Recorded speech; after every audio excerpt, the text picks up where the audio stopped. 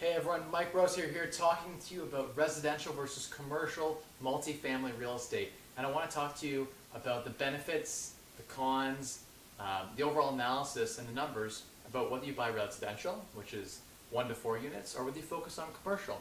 And specifically within commercial real estate investing, there are several facets and several layers of complexity. So you could be investing in, for instance, office buildings, which are entirely different than, say, land development, which is entirely different than, say, apartment building investing or multifamily residential investing versus, commercial spaces. Today, I'm going to focus on comparing apples to apples. So I'm going to compare residential investing with commercial family investing. So specifically talking about renting to people who need a place to live, essentially, right? 1 to 4 units, renting to, say, students or families, people looking for somewhere to live as their primary residence, and then commercial properties where we are renting with the purpose, again, just more units, the purpose of providing someone somewhere to live. So a lot of people talk to me, I hear a lot of messages about, why shouldn't you get into commercial real estate, Mike? Why did you buy 15 properties and not get into, Grant Cardone style 16 unit plus multiplex style deals? And the answer has been, and I'm going to defend myself with the fact that when you begin investing in real estate, what you will find is that residential real estate, by and large, has a greater return than commercial real estate. That's just a fact. And I'm going to walk you through why residential real estate is more profitable and has a greater return on investment than commercial real estate, as well as a few other added benefits. So the first thing I want to talk to you guys about with commercial real estate, right? So a lot of folks talk about commercial real estate being the be-all, end-all, right? Buying a 100-unit apartment building, having everything under one roof, economies of scale, which just essentially means that you have more efficiency, right? And you can fix one roof instead of, say, 10 roofs. You might have one central heating system versus 10 central heating systems, and you get really large rents, right? People hear huge rent rolls associated with commercial property, and they think, wow, that's amazing.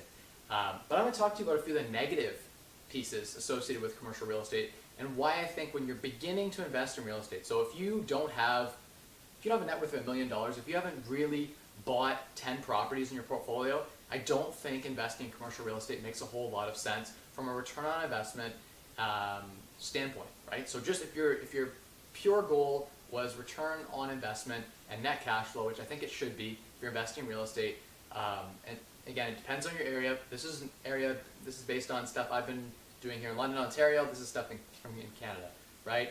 I don't know if things are different in the United States. Every market is different. But let me talk to you about some of the negative things associated with, and I'll walk you through an example of an actual comparison deal that I just recently looked at for a triplex residential sort of single family property that's been converted to a triplex, and looking at a 10plex, just as an apples to apples similar value comparison. But let's start at the top. Commercial, which is greater than 5 units. So you could have 50 units, 100 units, even like a six units is technically commercial. One caveat being when we get to mortgages, I know RBC does up to 6 units, 6plex here in Ontario, using residential mortgages. So there are always caveats. So they consider residential anything under 6. But in the real, at most banks, the municipality, they consider greater than 4 units to be commercial. So you don't need a residential rental license, you need to follow commercial fire codes and things like that. So first thing being code requirements. In commercial property, the code requirements can be and often are more difficult, which means more cost. Second, the municipal property tax rate is much higher for commercial property than it is residential when comparing properties of identical value. So a $500,000 duplex will have about half the property taxes here in London, Ontario as a $500,000 multifamily commercial property.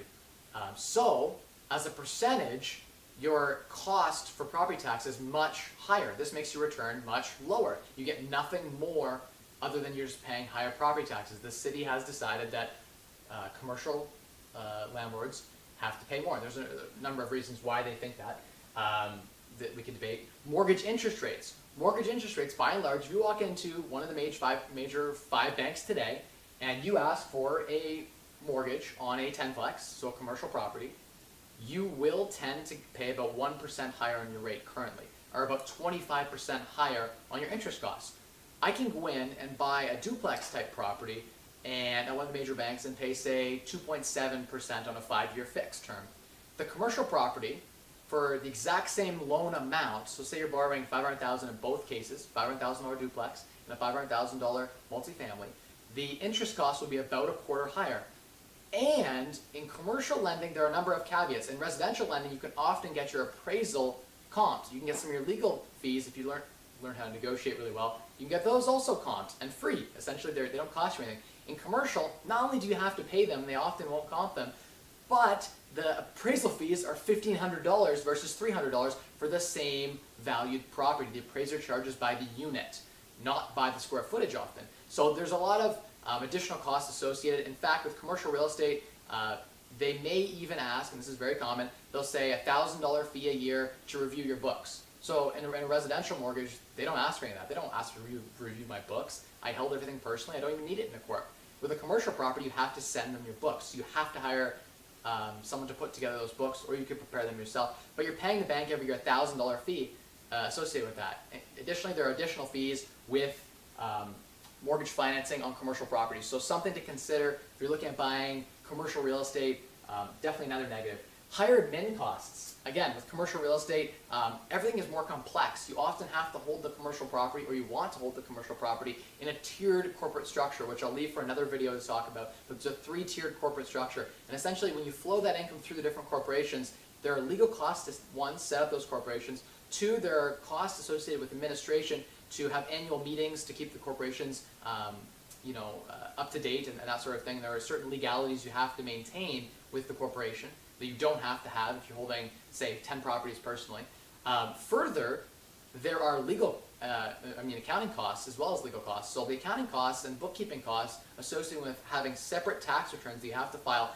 Not only do you have to file for the corporation, but you have to file again personally when you flow that income to yourself. So there are several additional layers of complexity. Complexity means cost. So the same valued property, but much more complex, can cost you a lot more money, which means lower returns. Next, utility costs. What I found, by and large, I've looked at about 20 or 30 commercial deals here in London, Ontario, and several outside of the area, as well as probably several hundred residential multifamily, duplex, triplex type properties. And what I've found consistently is that utility costs are higher. Companies like Reliance that rent hot water tanks and furnaces, they charge triple, quadruple for the same mechanicals within a commercial building than they do in a residential.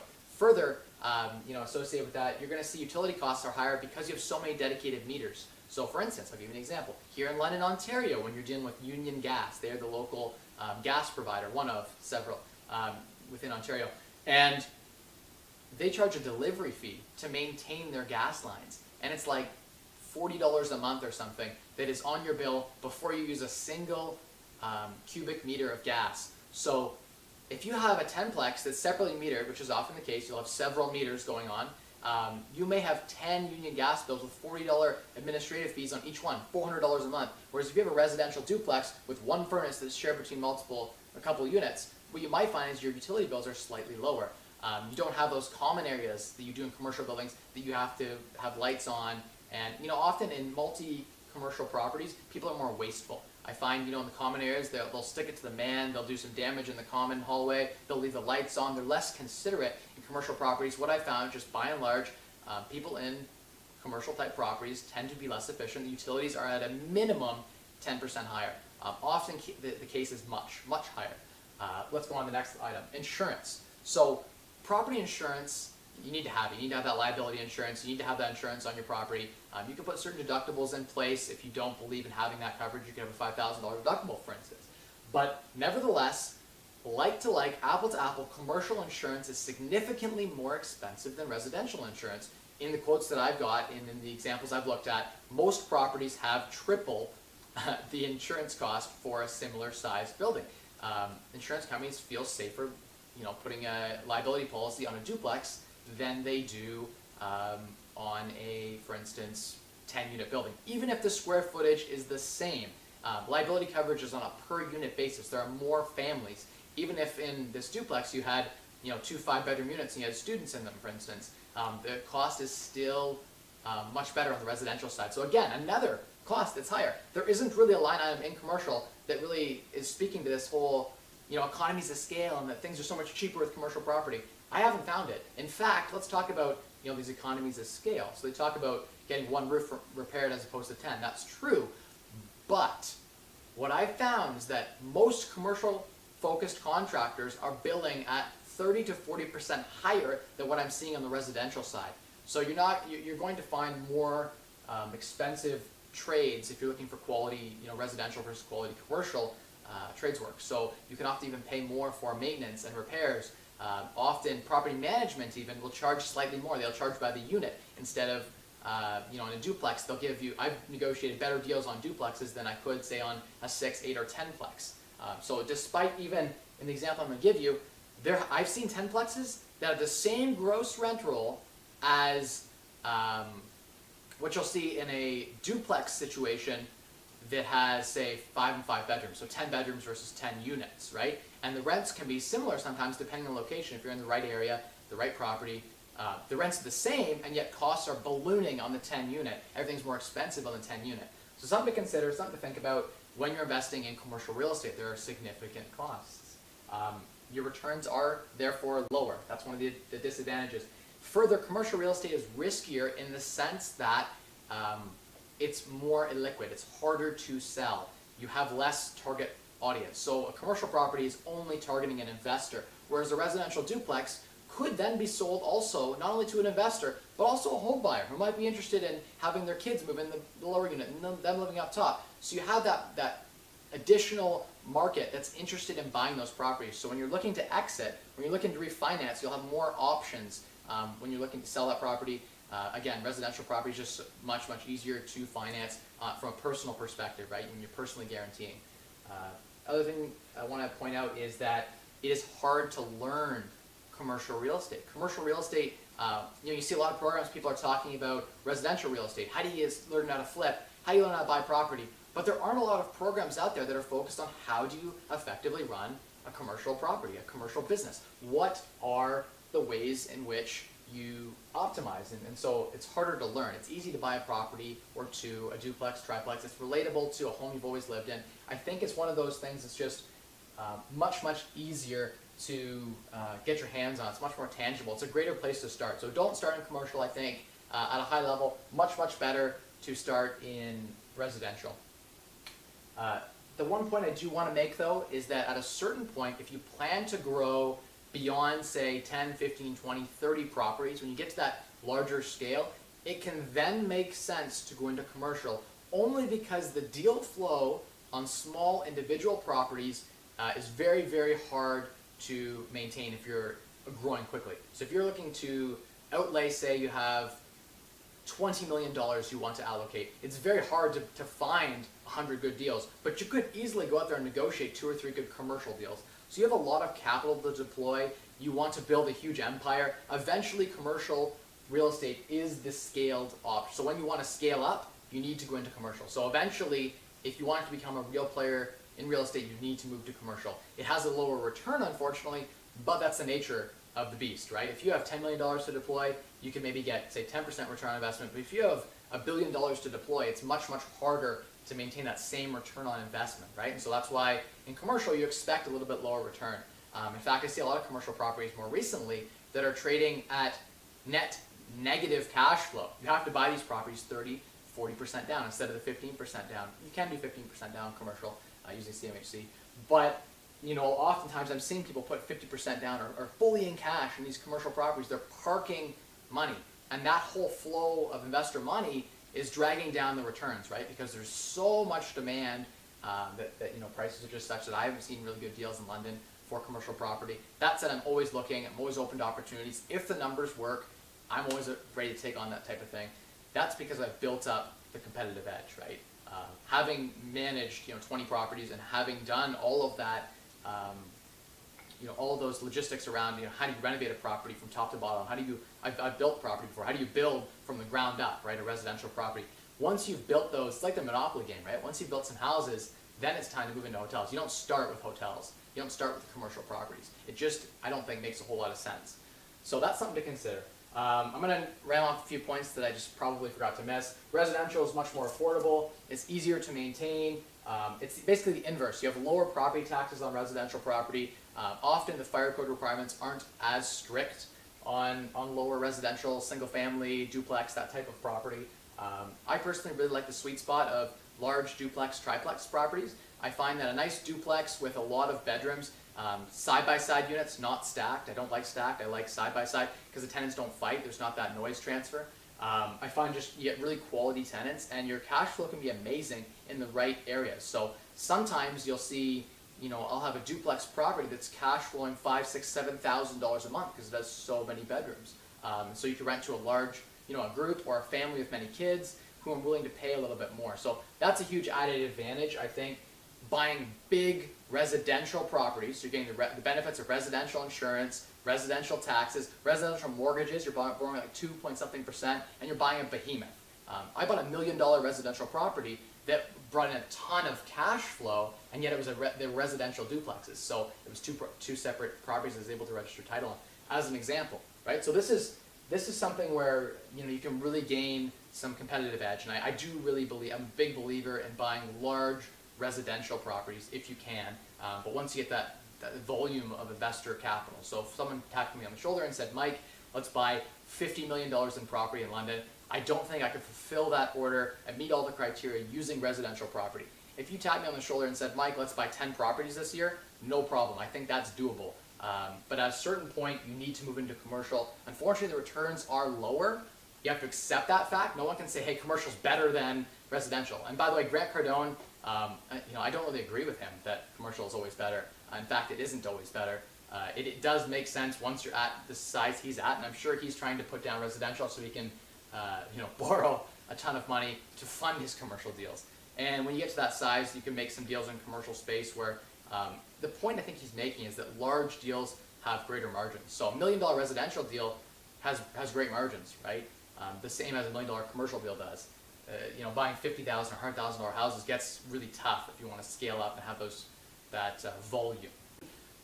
Many millionaires parking large sums of money in commercial property. I see a lot of it happening downtown here in London. They'll buy property, they'll buy it in cash, and they're like, I just dropped $3 million in this building. I'm making like X amount of money. It's great.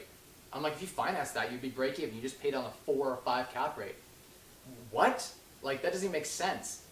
They're buying it as speculators, and anyway, people have a lot of money sometimes don't make good investment decisions.